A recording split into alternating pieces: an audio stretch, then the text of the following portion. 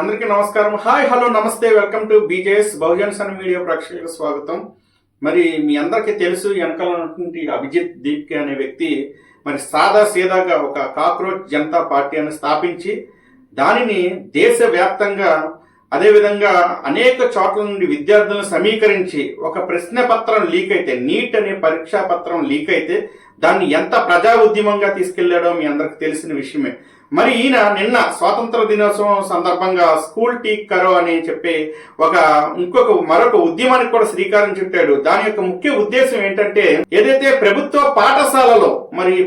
పాఠశాలలో వసతులు గాని లేదంటే మౌలిక సదుపాయాలు గాని ఏ విధంగా ఉన్నాయని చెప్పేసి ఆయన స్వాతంత్ర దినోత్సవ వేడుకలో పాల్గొని వెళ్లి మరి అక్కడ దగ్గరలో ఉన్నటువంటి ప్రభుత్వ పాఠశాలని పరిశీలించగా అక్కడ ఒక దుర్భరమైన స్థితిలో ఉన్నటువంటి మరుగుదొడ్లు, అదేవిధంగా ఇరిగిపోయినటువంటి కిటికీలని స్వయంగా ఎక్స్ ద్వారా క్లిక్ చేయడం జరిగింది. మరి ఈ యొక్క ఉద్యమం మరొక సామాజిక బలమైనటువంటి ఉద్యమంగా మారుతుందా అనేది ఒక ఆసక్తికరమైన అంశంగా ఇప్పుడు రాజకీయ పండితులు గాని ఏదైతే విశ్లేషకులు గాని భావిస్తున్నారు. ఎందుకంటే ఒక సాదా సేదాగా ఒక మరి చిన్న ఉద్యమంగా ప్రారంభించినటువంటి మొన్న ఉద్యమం మీరు చూసే ఉంటారు. ఢిల్లీలో జంతర్ మంతర్ వద్ద మరి ఎవరు ఫుడ్ పంపించారో తెలియదు, ఎవరు ఉద్యమానికి మరి ఎక్కడి నుండి కాంట్రిబ్యూషన్ వచ్చిందో తెలియనటువంటి విధంగా మరి ప్రతి ఒక్కరూ ప్రత్యక్షంగా ఉద్యమంలో పాల్గొనకపోయినా కూడా ఇక్కడ మరి వారికి కావాల్సిన ఫుడ్ సదుపాయాలు జొమాటో ద్వారా లేదంటే ఇంకొకటి ద్వారా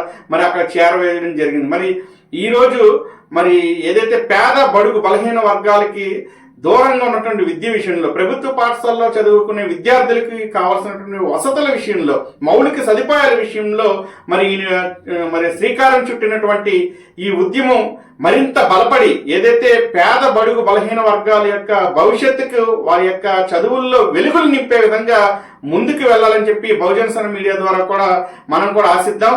మరి ఈ ఉద్యమం మరింత ఉధృతంగా ముందుకు వెళ్ళి అందరి యొక్క జీవితాల్లో, పేద విద్యార్థులు అందరి జీవితాల్లో వెలుగులు నింపాలని ఆశిస్తూ సెలవు తీసుకుంటున్నాను. మీ మత్తే బావి, బహుజన్ సన్ మీడియా.